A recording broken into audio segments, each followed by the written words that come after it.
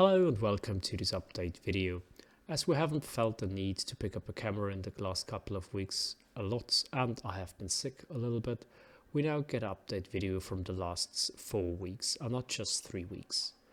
We have been working on our new greenhouse quite intensively, as the walls have to be finished before winter, or at least we want to finish those before winter.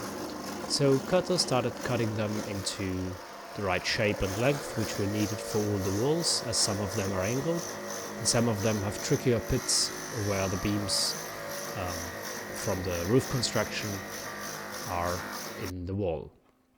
And while she was doing that, I was starting to put up the walls outside on the greenhouse, and I just realized while editing this video you might hear our dog in the background heavily breathing as she lays next to me.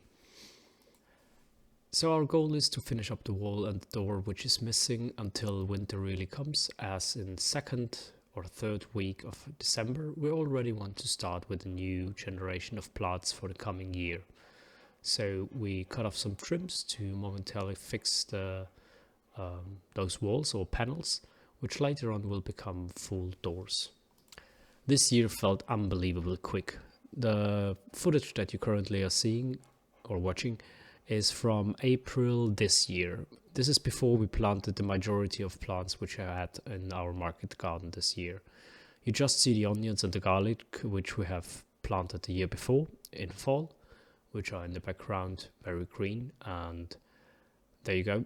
A couple of weeks later already everything is sprouting and nearly all the beds are green and are growing, and even the pumpkins which you see in the bottom right here were once again overgrowing everything, and also the places where they shouldn't be. But everything went really fast and smooth this year, I have the feeling. And there we are, faster than thought, it's fall again. The beds are naked and we are planting the garlic and the onion for the next year. And also starting to scratch our heads of what we want to do different, what we learned this year and what worked pretty well. Although we're super happy with the season, and this actually, now as I'm editing this weekend, this was the last weekend where we delivered our vegetable boxes for this year. We're super happy and very thankful that we are this far in the process.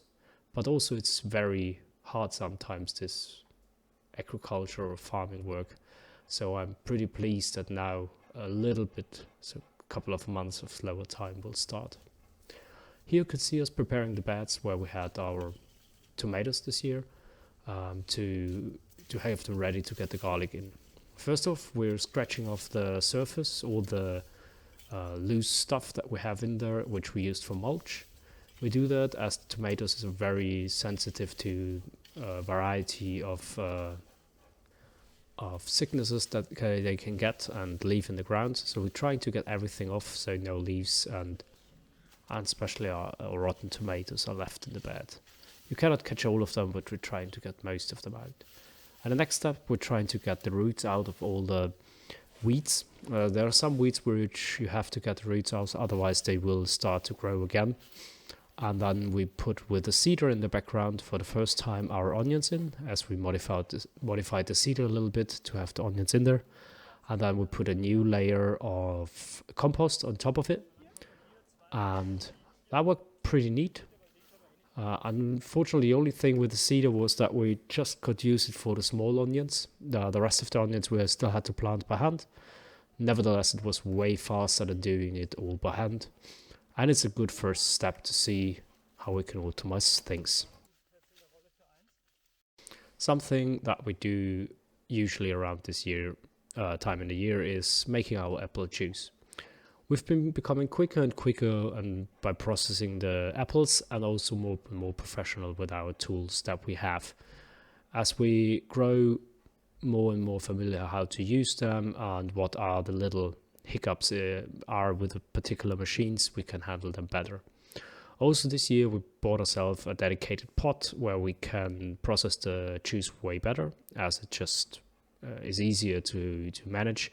Can handle 60 liters, which is quite a drastic amount for our capabilities. And while one person is using the press and doing all of that work, the other person can work in the other room and fill up the bottles.